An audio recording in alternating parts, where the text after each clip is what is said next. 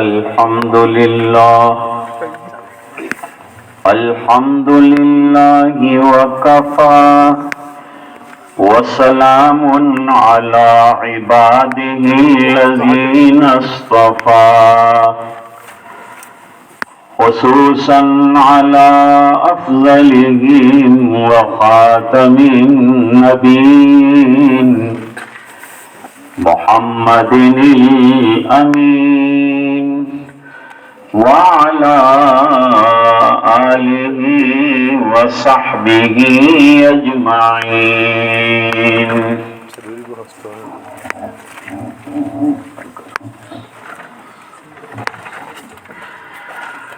أما بعد، أعوذ بالله من الشيطان الرجيم. بسم الله الرحمن الرحيم.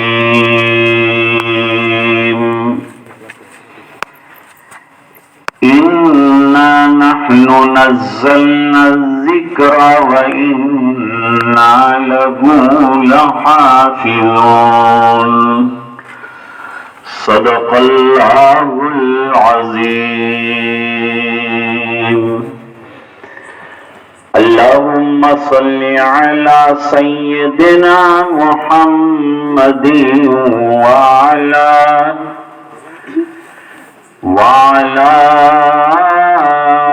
آل سيدنا محمد وبارك وسلم.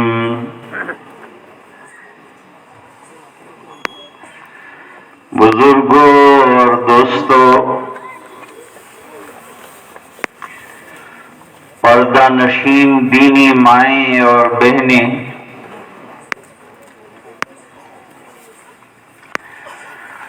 بفضلہ تعالی مدرسہ قائم الاسلام کا یہ سالانہ جلسہ بڑا اچھا اور کامیاب رہا.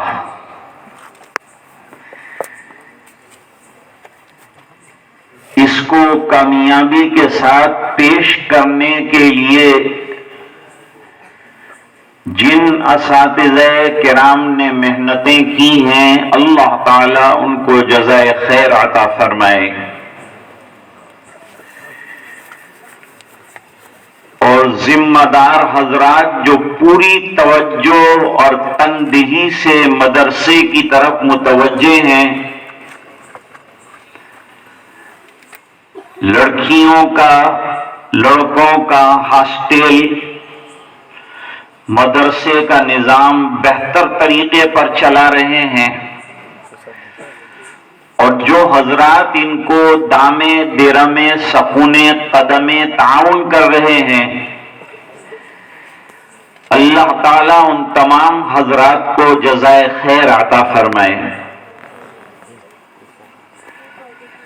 ہندوستان کی آزادی میں مدارس کے پڑھے ہوئے اور علماء کے پاس بوریا نشین تلامذہ اور علماء نے بڑی خدمت جو ہے انجام دی. ان خدمت کرنے والوں میں اور ہندوستان میں اسلام کی بقا کے لیے اور مسلمانوں کی بقا کے لیے جو کوششیں کرنے والے ہیں، ان میں کئی بڑے بڑے نام ہیں، جن میں سر فہرست حضرت شیخ الہند محمود الحسن صاحب رحمت اللہ علیہ کا نام بھی آتا ہے. یہاں کے باشندوں کو غلامی اور آزادی کا فرق پوری طرح سے معلوم نہیں تھا، اور انہیں یہ احساس نہیں تھا کہ وہ انگریزوں کے شکنجے میں کیسے پھنسے ہوئے ہیں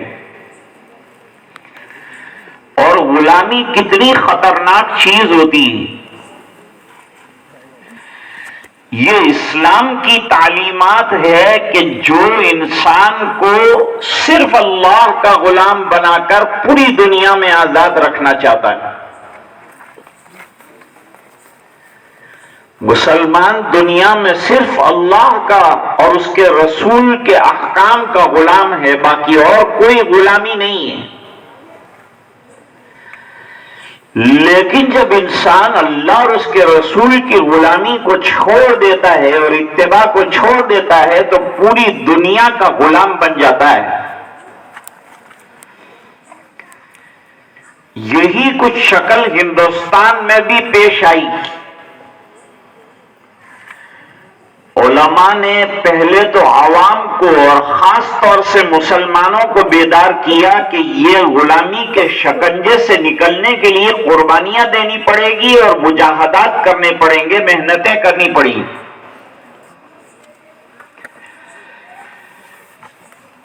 اس سلسلے میں حضرت مولانا حسین احمد مدنی رحمت اللہ علیہ، حضرت مولانا ابوالکلام آزاد رحمت اللہ علیہ، مولانا محمد علی، مولانا شوکت علی، شاہ عبد الرحیم ولایتی، مولانا فضل حق خیرآبادی رحمہم اللہ تعالی نے بڑی کاوشیں، بڑی محنتیں کی. سید عطا اللہ شاہ بخاری رحمت اللہ علیہ بھی آزادی کے سلسلے میں پیش رہے. آج ہمارے لیے افسوس کا مقام یہ ہے کہ ہم اپنے علماء کی اور اسلام کی تاریخ سے اچھی طرح سے واقف نہیں. ہمارا نوجوان کرکٹ سے واقف ہے، کرکٹروں سے واقف ہے، لیکن حضور پاک صلی اللہ علیہ وسلم سے واقف نہیں ہے. اور جیسے ابھی مولانا نے فرمایا کہ بہت سے ہلکے پھلکے مسائل ہیں جس سے مسلمان کوڑے ہیں اور نہیں جانتے.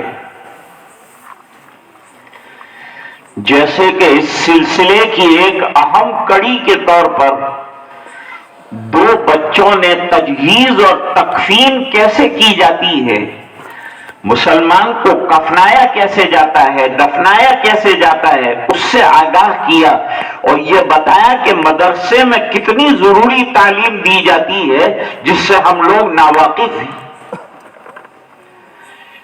مکاتب میں بنیادی تعلیمات دی جاتی ہیں. مکاتب میں سب سے پہلے تو عقائد کو مضبوط کرنے پر زور دیا جاتا ہے. آج کتنی ہندوستان میں مسلمان لڑکیاں غیروں کے ساتھ چلی گئی عقائد کی کمزوری کی وجہ سے کہ ان کے ماں باپ نے ان کو دنیا پڑھائی، دنیا کا ایجوکیشن دیا. منع نہیں، دنیا کا ایجوکیشن دیجئے، لیکن دین کی جڑوں کو گھر کے اندر مضبوط کر دیجئے، عقائد کو مستحکم کر دیجئے، مجاہدے کی عادت ڈالیے اور حالات آنے کے باوجود ایمان نہ چھوڑیں، اس کی تلقین کیجئے. یہ کام سب سے پہلے گھر میں شروع کرنا ہے ماں باپ کو، اور اس کے بعد یہ سلسلہ مکاتب میں، مدرسے میں اساتذہ کریں گے، اور پھر یہ بچہ اور بچیاں پوری دنیا میں جائیں گے تو اپنا ایمان بچا سکیں. تاریخ کی کتابوں میں حضرت سمیہ رضی اللہ تعالی عنہا کا واقعہ لکھا ہے. حضرت سمیہ باندی تھی اور حضرت یاسر غلام تھے. یہ دونوں کا نکاح کرایا گیا. دونوں سے ایک لڑکا پیدا ہوا جن کا نام حضرت عمار رضی اللہ تعالیٰ عنہ، جلیل القدر صحابی ہیں. بڑی قربانیاں دین کے لیے انہوں نے دی. ایک مرتبہ اسلام اپنی حقیقتوں کے ساتھ اگر دل میں آتا ہے تو ایسا بس جاتا ہے کہ پھر یہ بشاشت قلب سے نکلتا نہیں ہے. ہیراقل، جس کو ہرکیولس کہتے ہیں انگریزی میں، ان کو حضور پاک صلی اللہ علیہ وسلم نے اسلام کی دعوت کا ایک خط لکھا تھا. جب یہ خط پہنچا تو اس نے تحقیق کی کہ یہ خط کہاں سے آیا ہے، معلوم ہوا عرب کے خطے سے آیا ہے۔ تو اس نے تحقیق کی کہ ہمارے ایریے میں اس وقت عرب لوگ تجارت کے لیے کوئی آئے ہیں، تو ابو سفیان کا قافلہ وہاں موجود تھا۔ تو ہرقل نے یہ نبی موعود صلی اللہ علیہ وسلم کے بارے میں تحقیقات کرنا چاہیے کہ یہ شخصیت عظما اور یہ بڑی ذات ہے کون جس نے ہمت کی کہ مجھے خط لکھا کہ اسلم تسلم، اسلام قبول کر لے تو تیری حکومت سلامت رہے گی ورنہ خطرے میں آ جائے گی، اور تیرا ایمان سلامت رہے گا اور تیری جنت سلامت رہے گی۔ حضرت شیخ الحدیث مولانا زکریا صاحب رحمت اللہ علیہ نے لکھا کہ سرکار کے خطوں کا جو جامع عنوان تھا اس میں یہ جامع جملے جو ہے آپ صلی اللہ علیہ وسلم نے لکھے ہیں، لکھوائے ہیں۔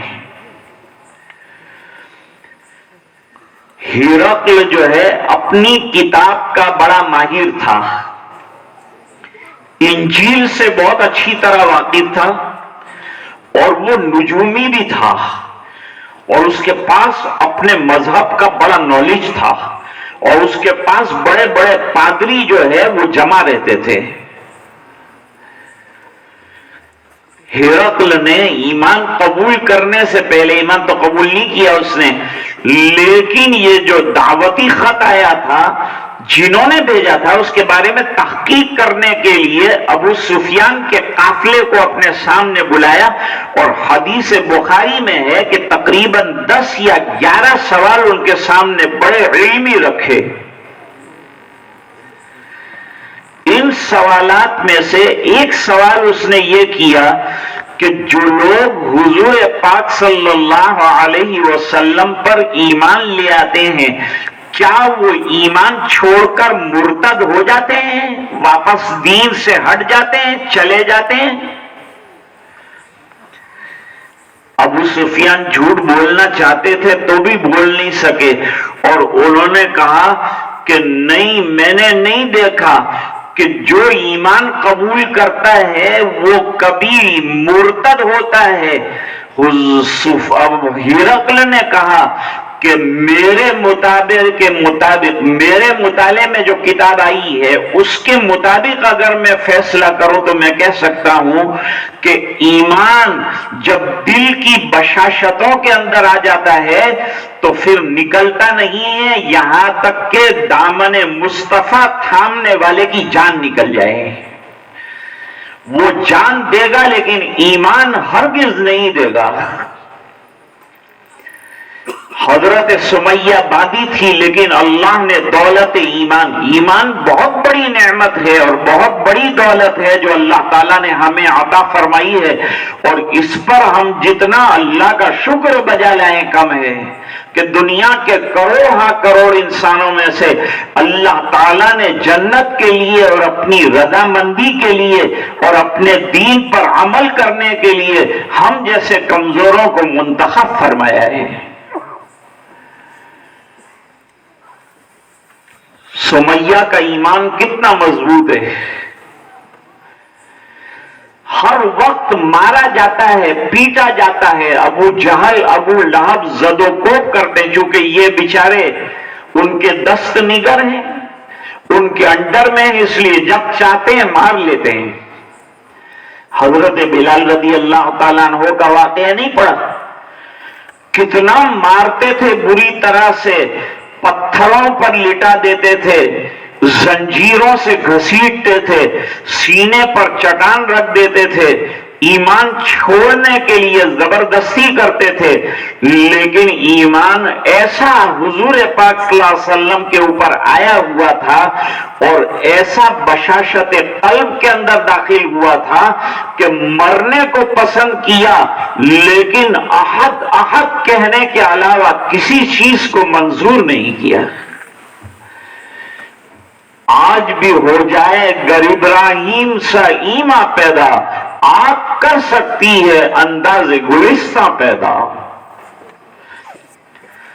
فضائے بدر پیدا کر فرشتے تیری نصرت کو، اتر سکتے ہیں گردوں سے قطار اندر قطار اب بھی۔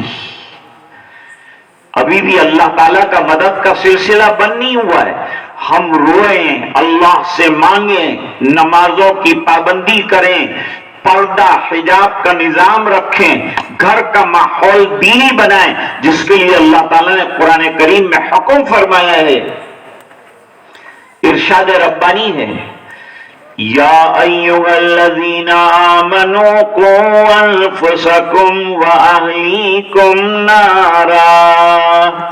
اے ایمان والو، اپنے آپ کو بھی بچاؤ آگ سے. چاروں طرف گناہوں کی آگ لگی ہوئی ہے، ان گناہوں سے اپنے آپ کو بچاؤ، اپنے فیملی کے بچوں کو بھی بچاؤ، اہلیہ کو بھی بچاؤ. اور ذمہ دار کون ہے؟ بچوں کا ذمہ دار باپ بھی ہے، ماں بھی ہے. ماں کی بھی ذمہ داری ہے کہ اپنی بیٹیوں کی، بیٹوں کی تربیت کرے، اور اسی طرح باپ کی بھی ذمہ داری ہے کہ وہ اپنے بچوں کی تربیت کرے، ان کو گھر میں دین کی تعلیم دے.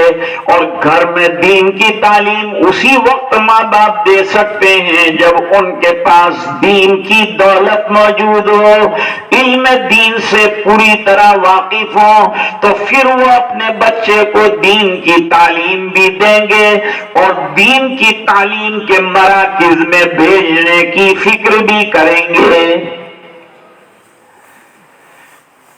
حضرت سمیہ رضی اللہ تعالیٰ عنہ راستے سے گزر رہی تھی، حضور کے یہاں سے آ رہی تھی. یہ مکی زندگی کا واقعہ ہے. راستے میں ابو جہل مل گیا، دوسرے سرداران قریش مل گئے. کہاں سے آ رہی ہو؟ سرکار کے یہاں سے آ رہی ہوں. تم نے ابھی تک یہ نیا دین چھوڑا نہیں ہے؟ کہا نیا دین چھوڑنے کا کوئی ارادہ بھی نہیں ہے. کہا وہ جو ہمارے بتوں کی پرستش کرتی تھی اس کو دوبارہ نہیں کرو گی؟ کہا کبھی نہیں کروں گی. اللہ نے ہدایت کا نور عطا فرمایا، اللہ تعالیٰ نے نور ہدایت عطا فرمایا. مجھے جو ہے گمراہیوں کے اندھیرے سے نکالا اور نکال کر روشنی اور اجالے کی شاہراہوں کے اوپر ڈال دیا. جہنم کے راستے پر چل رہی تھی، وہاں سے نکال کر مجھے جنت کے راستے پر ڈالا ہے. حضور پاک صلی اللہ علیہ وسلم نے فرمایا پوری دنیا جہنم کی طرف دوڑ رہی تھی، جیسے پروانے جو ہوتے ہیں شمع کے اوپر گر کر اپنی جان دیتے ہیں، اس طرح تم دنیا پر جان دے رہے تھے، جہنم میں گر رہے تھے. میں نے وہاں سے تم کو کھینچا کمر میں سے اور کھینچ کر تمہیں جنت والے راستے پر ڈال دیا، ہدایت والے راستے پر ڈال دیا. میں نے ایک دسترخوان سجایا اور وہ دسترخوان کے اوپر قرآن کی تعلیمات اور احادیث نبویہ کی نعمتیں رکھ دی اور دروازے پر پکار کر میں نے کہا آ جاؤ، ہدایت پا جاؤ گے، کھا لو کھانا، تمہارے لیے دسترخوان تیار ہے. جن لوگوں نے مان لیا وہ کامیاب ہو گئے. جو دسترخوان پر آ گئے اللہ تعالیٰ ان کو جنت کا دسترخوان عطا فرمائیں گے. ابو بکر نے مان لیا اور بلال نے مان لیا اور حضرت عثمان نے مان لیا اور حضرت خدیجۃ الکبریٰ رضی اللہ تعالیٰ عنہ نے مان لیا اور حضرت عمار نے مان لیا اور حضرت یاسر نے مان لیا اور حضرت سمیہ رضی اللہ تعالیٰ عنہ نے مان لیا. اور بات سمجھ میں آ گئی. عقل یہ نہیں ہے کہ انسان دنیا کمانا سیکھ لے، سب سے بڑا عقل مند وہ ہے جسے اللہ کی معرفت نصیب ہو جائے. اللہ تعالیٰ قرآن میں فرماتے ہیں اس مقصد سے تو تم کو پیدا کیا ہے کہ تم مجھے پہچاننے والے بن جاؤ. کھیتیاں سرسبز ہیں تیری غذا کے واسطے اور جانور پیدا کیے تیری بقا کے واسطے. چاند سورج اور ستارے ہیں ضیا کے واسطے، یہ سب تیرے لیے اور تو خدا کے واسطے. ہم کو اللہ تعالیٰ نے اپنی عبادت اور معرفت کے لیے بنایا ہے. تمام چیزوں کا استعمال کیجئے، جو جائز چیزیں ہیں دنیا میں سب کا استعمال، سب نعمتیں آپ کی خدمت میں رکھ دی. یہ چاند رکھ دیا، یہ سورج رکھ دیا، یہ ستاروں کی انجمن قائم کر دی، یہ زمین لہلہاتی ہوئی کھیتیاں دے دی، یہ جانور دیے ہیں، دودھ پیو، اس کے چمڑے سے فائدہ اٹھاؤ، کھیتیوں سے جتنا اناج غلہ لینا چاہو لے لو، طرح طرح کے پھل پیدا کیے، میوے پیدا کیے، سب سے فائدہ اٹھاؤ. لیکن جس نے یہ نعمتیں دی ہے اس کو بھول مت جاؤ. قدم بڑھاؤ، ترقی کرو ضرور، لیکن رہے رسول کے قدموں پہ سر خدا کے لیے. حضرت ابو بکر رضی اللہ تعالیٰ عنہ نے جب حضور نے تقاضا کیا کچھ دو دین کے لیے خرچ کرو، دین کے لیے اور اللہ کے لیے دو، تو حضرت ابو بکر گھر میں جھاڑو دے رہے ہیں اور جو تنکے نکلتے ہیں وہ تنکے بھی رسول کی خدمت میں مدینہ منورہ میں لا کے پیش کیا. ارے ابو بکر یہ تنکوں کا کیا کام ہے؟ فرمایا حضور گھر میں جھاڑو دے دی، گھر والے راضی ہو گئے، سب لے جا کر رسول پر نچھاور کر دو. گھر پر کیا چھوڑا؟ فرمایا اللہ اور اس کے رسول کو چھوڑ کر آیا ہوں. مجھے بتایا گیا کہ الحمدللہ بچوں کو جو انعامات دیے جاتے ہیں اس میں خطیر رقم خرچ ہوتی ہے، لیکن یہ کوئی غیر کے بچوں کو آپ انعام نہیں دے رہے ہیں، آپ اپنے بچوں کو انعام دے رہے ہیں. ان بچوں کو انعام دینے سے ان کا حوصلہ دین کی تعلیم کے اندر بڑھے گا، کوئی عالم بنے گا، کوئی حافظ بنے گا، کوئی قاری بنے گا. اور جس نے یہ انعام دیا ہے وہ اس کے لیے جب تک وہ عالم دین کا کام کرتا رہے گا وہاں تک صدقہ جاریہ بن جائے گا. سنا یہ گیا کہ الحمدللہ پورا تو ہو جاتا ہے انعامات کا بجٹ، لیکن تھوڑی سی کمی رہ جاتی ہے ماں بہنوں کی طرف سے.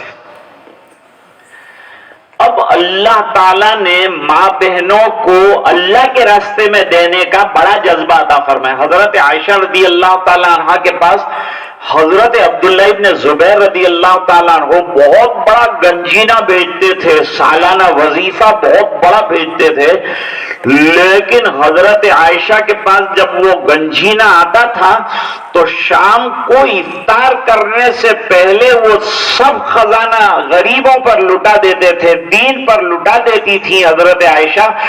یہاں تک کہ ملازمہ کہتی تھی کہ تھوڑے پیسے تو بچا لیتی تو کم سے کم افطار کے اندر میں آپ کے لیے گوشت تو پکاتی، کہاں پہلے کہنا چاہیے تھا. حدیث شریف میں ہے ماں بہنوں میں دینے کا کتنا جذبہ اللہ تعالیٰ نے رکھا ہے. سخاوت کا بڑا جذبہ اللہ تعالیٰ نے ماں بہنوں میں رکھا ہے. اس کے واقعات ہیں لیکن وقت نہیں ہے. عید کے دن حضور پاک صلی اللہ علیہ وسلم نے پہلے مردوں میں خطبہ دیا. عید کے دن پہلے نماز ہوتی ہے اور اس کے بعد خطبہ دیا جاتا ہے. اس زمانے میں مائک کا سسٹم تو تھا نہیں، تو مردوں میں بیان ہوا، پھر عورتیں بھی نماز کے لیے حاضر ہوئی تھیں عیدگاہ کے اندر. پہلے حضور نے فرمایا تھا کہ ماں بہنیں بھی آیا کریں. اب فتنوں کی وجہ سے منع کر دیا گیا کہ عورتیں گھر سے باہر نہ نکلیں، گھروں میں اپنی نمازیں ادا کریں، اور عورتوں پر عید کی نماز ہے رہی تو وہ گھر رہیں گی. سرکار کے زمانے میں شوکت اسلام اور دین کی باتیں معلوم کرنے کے لیے خواتین بھی پردوں کے ساتھ اور برقعوں کے ساتھ عیدگاہ میں آتی تھی. جو خواتین حائضہ ہوتی تھی وہ عیدگاہ سے جہاں نماز پڑھتے ہیں وہاں سے اس مقام سے الگ رہ جاتی تھی. حضور پاک صلی اللہ علیہ وسلم نے خطبہ دینے کے بعد حضرت بلال رضی اللہ عنہ کو پکارا، بلال ادھر آؤ. خیال یہ ہے کہ ماں بہنوں کو صحیح پیغام نہیں پہنچ پایا. ان کو اللہ کے راستے میں دینے کی تلقین کرنے کے لیے حضور پاک صلی اللہ علیہ وسلم حضرت بلال کے کندھے پر ہاتھ رکھ کر نکلے اور نکل کر پہنچے مجمع میں ماں بہنوں کے، اور آپ نے اللہ کے راستے میں صدقہ، زکوٰۃ، عطیات نکالنے کی ترغیب ماں بہنوں کو دی، اور حضرت بلال کو کہا تمہارا رومال لے کر اب خواتین کے اندر گھومو۔ وہ گھومے تو عورتوں نے اپنی سونے کی انگوٹھیاں، گلے کے اندر سونے چاندی کے ہار، کان کے اندر جو ایئرنگس تھے وہ، اور پائزیب اور جتنے بھی ان کے پاس گہنے تھے، زیورات تھے، دل کھول کر حضور پاک صلی اللہ علیہ وسلم کی جھولی میں ڈال دیے۔ اللہ تعالیٰ نے یہ سخاوت کا جذبہ آپ کے اندر رکھا ہے، آپ ایک ڈبہ گھر میں رکھ لیں اور روزانہ اس میں 5 روپے ڈالتے رہیں اپنے بچوں کے انعامات کے لیے اور ان کی دینی حوصلوں کو بڑھانے کے لیے۔ جیسے مرد حضرات حصہ لے رہے ہیں، آپ بھی بڑھ چڑھ کر حصہ لیں، اور میں تعریف کے لیے نہیں کہتا، میں دوسری جگہ بیان کرنے گیا تھا، وہاں میں نے کہا کہ یہ مانگرول ایک ایسی جگہ ہے کہ جہاں ماشاءاللہ مرد تو سننے کے لیے الحمدللہ رجال تو آتے ہی ہیں اور بڑے پرسکون اور پروقار ماحول کے اندر سنتے ہیں، لیکن عجیب بات یہ ہے کہ یہاں کی جو ماں بہنیں ہیں جنہوں نے پورا سال اپنے بچے بچیوں کو نہلایا دہلایا، صبح میں ناشتہ کرایا اور مدرسے تک چھوڑنے کے لیے آئیں، یہ بھی جلسے کے دن بڑی تعداد میں اپنے بچوں نے کیا حاصل کیا ہے اور کیا کردار ادا کیا ہے اور کیا تعلیم پائی ہے وہ دیکھنے کے لیے مردوں کے مقابلے میں زیادہ تعداد کے اندر تشریف لاتی ہیں، کیونکہ یہ بچے اور بچیوں کے بنانے میں اور ان کی تعلیم اور تربیت میں ماں بہنوں کا بہت بڑا حصہ ہے۔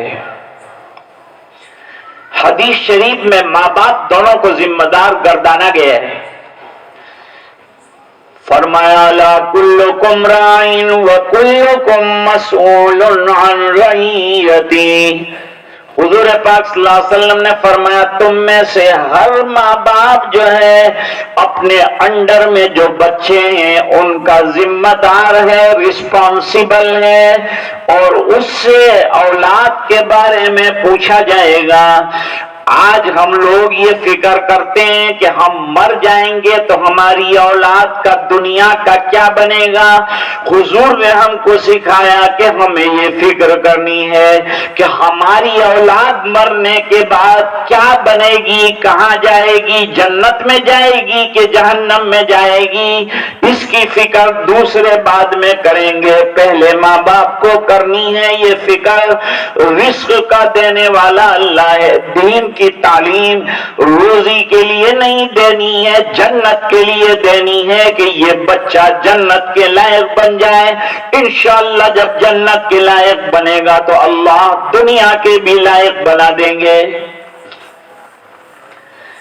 ابو ہریرہ رضی اللہ تعالیٰ عنہ نے بھوک اور فاقہ اور تنگ دستی کے عالم میں آپ صلی اللہ علیہ وسلم سے علم کی روشنی حاصل کی، قرآن کریم حاصل کیا، 5374 احادیث کے حافظ بنے۔ حضرت ابو ہریرہ رضی اللہ تعالیٰ عنہ سن 59 ہجری میں 78 سال کی عمر میں دین کی خدمت کرتے کرتے مدینہ منورہ کے اندر بقیع غرقد، جس کو جنت البقیع کہا جاتا ہے، وہاں پیوند خاک ہوئے، وہاں تک دین کے کام میں لگے رہے۔ مسلمان کے لیے کوئی ٹائم فری نہیں ہے، جو بھی فری ٹائم ہے سب دین کو دے دیجئے، دین کی تبلیغ کے لیے دے دیجئے، دین کی خدمتوں کے لیے دے دیجئے۔ گھر میں بچے آئیں تو بے فکر مت ہو جائیے، اسکول میں کیا پڑھ کر آئے ہیں، کیا تعلیم لے کر آئے ہیں، وہ مادے کا ذہن لے کر آئے ہیں۔ آپ کو یہاں مدرسے کی تعلیم گھر میں چالو کرنی ہے۔ یاد رکھنا ماں کی گود بچے کے لیے پہلا مدرسہ ہے۔ اگر ماں کے پاس دین رہا تو بچے کے پاس بھی دین آئے گا. حضرت شیخ الحدیث مولانا محمد زکریا صاحب مہاجر مدنی قدس سرہ العزیز نے لکھا ہے کہ میرے والد مولانا محمد یحییٰ کاندھلوی رحمت اللہ علیہ کو 2 سال کی عمر میں ماں نے دودھ چھڑایا تو انہیں قرآن کریم کے 6 رکوع حفظ تھے. اندازہ لگاؤ آپ کہ 2 سال کا بچہ کیا ہوتا ہے اور اس کا قرآن کیا ہوتا ہے. لیکن ماں دودھ پلاتے ہوئے اتنا قرآن پڑھتی تھی کہ بچہ جو ہے وہ 6 رکوع قرآن کریم کا حافظ ہو گیا.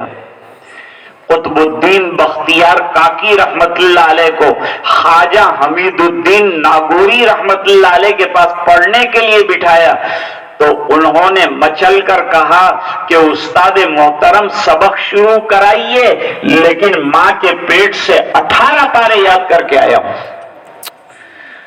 دوستو، آج ضرورت ہے کہ ہم اپنی اولاد کو علم دیں، ان کو دین سکھائیں. دیکھیے اللہ نے دانت دیے ہیں تو روزی تو کسی بھی طرح سے اللہ نے طے کی ہے، وہ دے کر رہیں گے. ہم کو پیدا کس لیے کیا وہ قرآن نے واضح کیا ہے. وَمَا خَلَقْتُ الْجِنَّ وَالْإِنسَ إِلَّا لِيَعْبُدُونَ. جنات اور انسان کو اس لیے پیدا کیا تاکہ وہ اللہ کو پہچاننے والے بن جائیں، اور جب معرفت حاصل کریں گے تو سجدہ کرنے والے بن جائیں گے، عبادت کرنے والے بن جائیں گے. اللہ کی پہچان ہوگی تو اللہ کو راضی کرنے والے اعمال کرنا ان کے لیے آسان ہو جائے گا، دین کے لیے قربانی دینا آسان ہو جائے گا، تکلیفیں برداشت کرنا آسان ہو جائے گا. بات عرض کر رہا تھا کہ حضرت سمیہ رضی اللہ تعالی عنہا کو گھیر لیا گیا.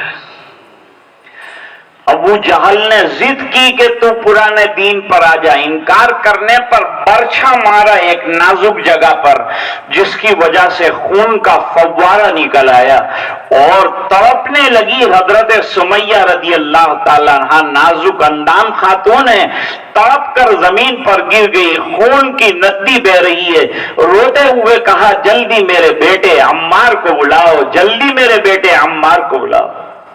میں عرض کر رہا تھا کہ مکتب میں سب سے زیادہ عقائد کی جڑوں کو مضبوط کرنے کا کام کیا جاتا ہے، تعلیم الاسلام پڑھایا جاتا ہے، اسلام کی صداقتیں اور اسلام کی حقانیت بتلائی جاتی ہے، اللہ کا وحدہ لا شریک ہونا بتایا جاتا ہے، کرنے دھرنے والی ذات اللہ کی، آخرت کا یقین دلایا جاتا ہے، جنت میں جانے کی بات بتائی جاتی ہے، پل صراط کا ذکر کیا جاتا ہے، میزان کا حشر کا نشر کا واقعہ بیان کیا جاتا ہے.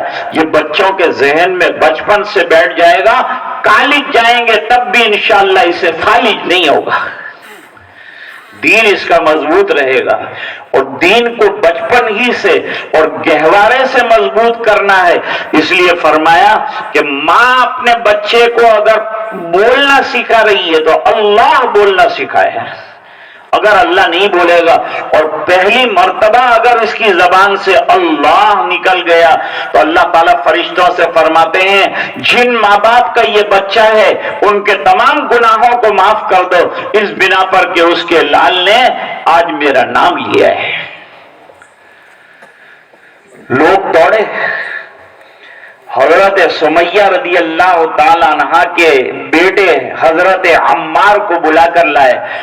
بیٹے نے یہ حال دیکھا تو بے خود ہو گیا، بے تاب ہو گیا، غمگین ہو گیا، تڑپنے لگا.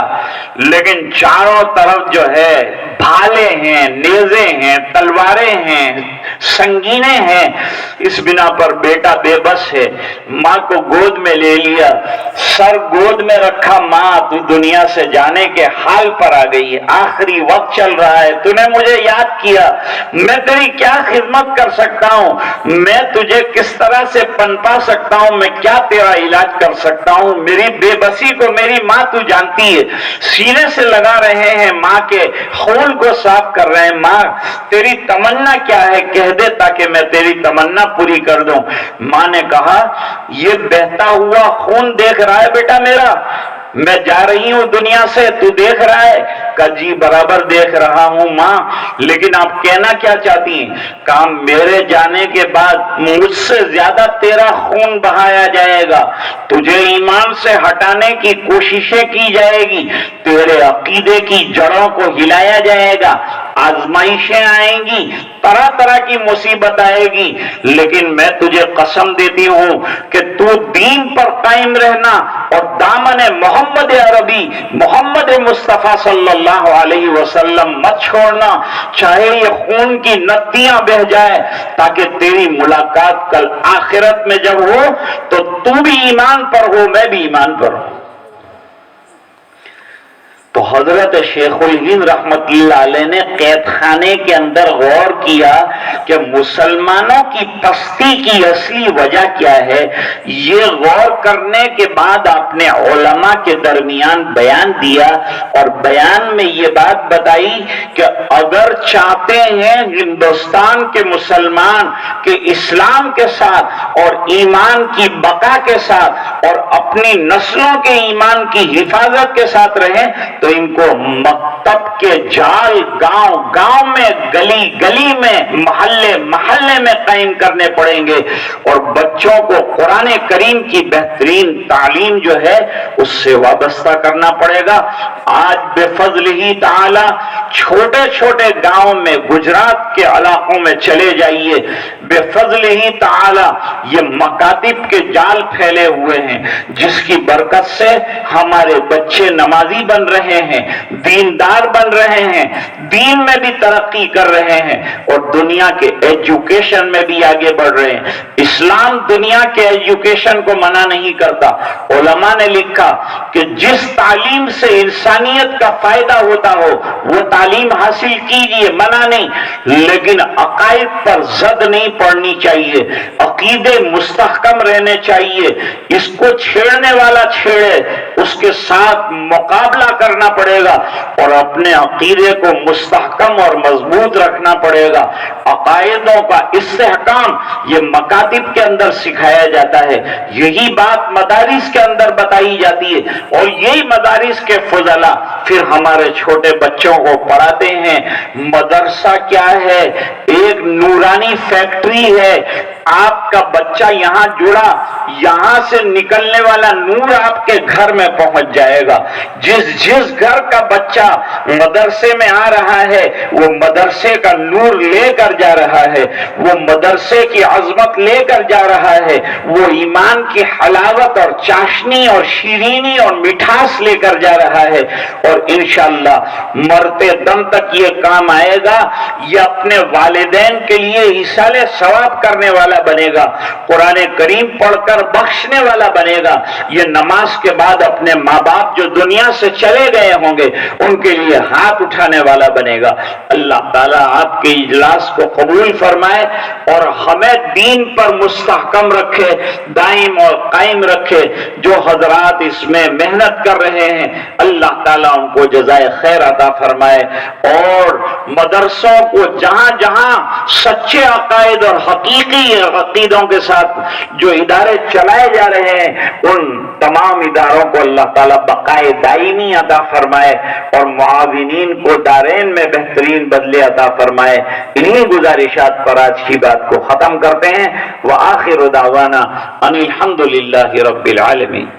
بسم اللہ الرحمن الرحیم۔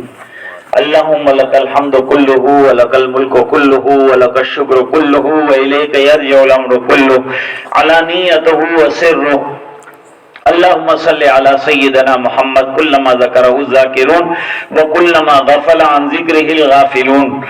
اے اللہ ہمارے گناہوں کو معاف فرما، اے اللہ ہماری کوتاہیوں سے درگزر فرما، اے اللہ اپنا فضل اور کرم شامل حال فرما۔ اے اللہ حضرت مولانا عبدالغفور صاحب جو مدرسے کے روح رواں تھے اور مدرسے کے علاوہ گاؤں کے بھی روح رواں تھے، اور اے اللہ بڑی خدمت اور کام کر رہے تھے، اے اللہ تیری جوار رحمت میں پہنچے، مغفرت کا فیصلہ فرما دے، جنت میں اعلیٰ بالا مقامات عطا فرما دے۔ ان کے جانے کے بعد اے اللہ اہل قریہ نے ان کے گھر والوں کا خیال فرمایا، ان کو جزائے خیر عطا فرما، پوری بستی والوں کو اللہ دنیا آخرت کی نعمتوں سے مالا مال فرما۔ اللہ مدرسے جتنے بھی گاؤں میں چل رہے ہوں، یہاں چل رہے ہوں، اللہ ان تمام کو کامیاب فرما۔ اساتذہ کرام کی محنتوں کو قبول فرما، معاونین کی محنتوں کو قبول فرما، جو ذمہ دار حضرات رات دن مدرسے کی نگرانی کر رہے ہیں، دیکھ بھال کر رہے ہیں، ہاسٹل کو دیکھ رہے ہیں، اسکولوں کو دیکھ رہے ہیں، اللہ ان کو بھی جزائے خیر عطا فرما۔ اللہ پوری بستی کو نواز دے۔